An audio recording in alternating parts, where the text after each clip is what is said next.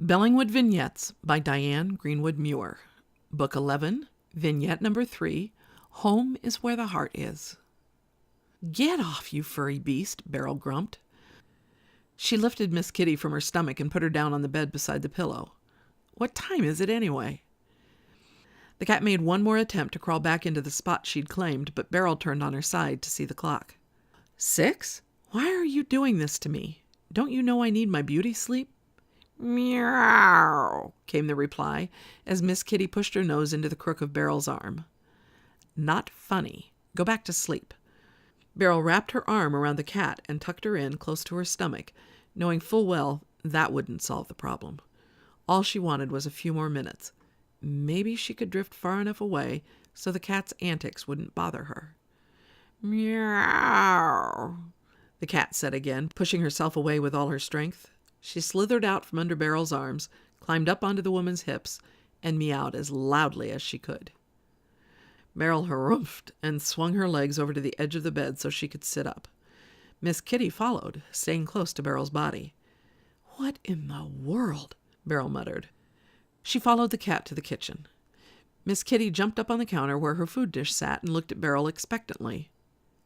"You have plenty of food in there. You've only eaten a little bit," Beryl complained. She looked down at the nearly empty water dish on the floor. "Well, you could have just told me.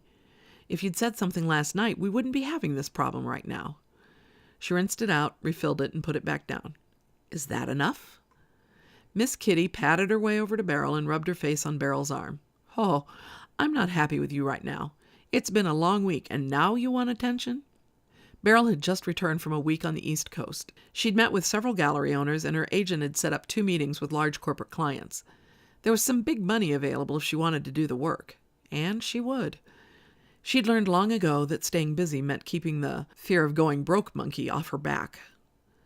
Miss Kitty jumped to the floor, wove her way in and out of Beryl's legs, and then walked to the water bowl. She sniffed it and hunched down in front of it, waiting for something to happen. "You're a strange cat. It's fresh water, I promise." Beryl sat down at her table, glancing toward the kitchen door. She wondered if she'd be able to go back to sleep now. Her agent wouldn't quit trying to get her to move out east. How long had they been working together? 20 years now? And he refused to believe that she was happier in Iowa than she could ever be anywhere else. But 1 week in that chaos reminded her why she loved Bellingwood. There had been meetings and lunches and parties and breakfasts all day long, every day. He assured her that if she lived in the area, those would be spread out to be more manageable, but she knew better. One lunch would lead to another, and she'd never have time to actually work. The parties were the worst.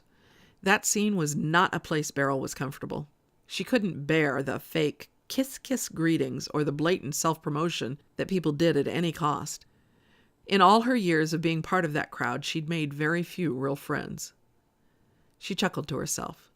She didn't have many real friends here in Iowa either, she supposed. But it was certainly easier to get a handle on people's intentions and agendas. Miss Kitty had quietly been lapping at the water in her bowl and jumped up on Beryl's lap, nudging her hand. Beryl stroked the cat's head down her back and up the tail.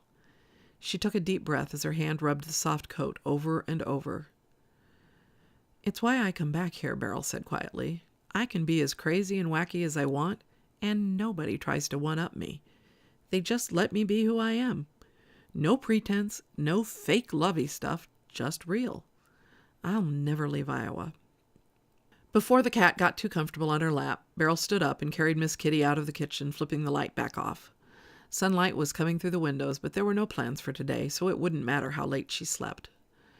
Lydia had learned not to call Beryl too early in the morning unless she wanted to get an earful. There were plenty of times the woman didn't care. Beryl had learned that if Lydia needed her, she needed to wake up and get on board. Now that Andy was happily married, she didn't call quite as often. Beryl grimaced. It really wasn't about being married. Andy was busier now than she'd been when she was raising kids and teaching.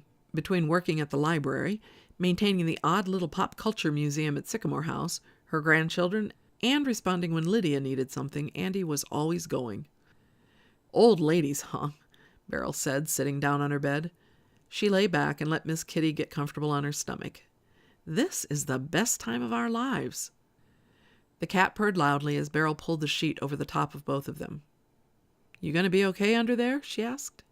Miss Kitty wasn't much for being under the covers during the summertime, but they'd missed each other this last week.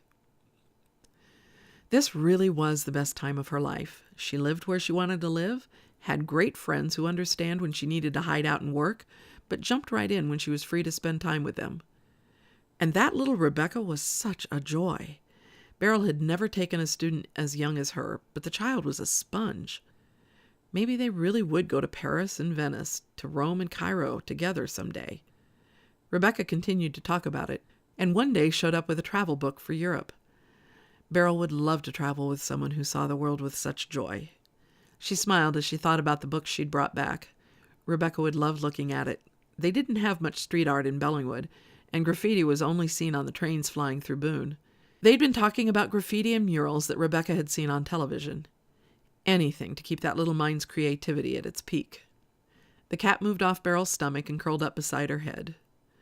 "Okay," Beryl said. "We're going to sleep now. Lydia called last night, and there was an accident on the highway in front of Polly's house. You know what that means, don't you?" Miss Kitty purred and pulled her paw over her face. "That's right," Beryl said. "It means we're in for a crazy couple of weeks. I can hardly wait. How about you?"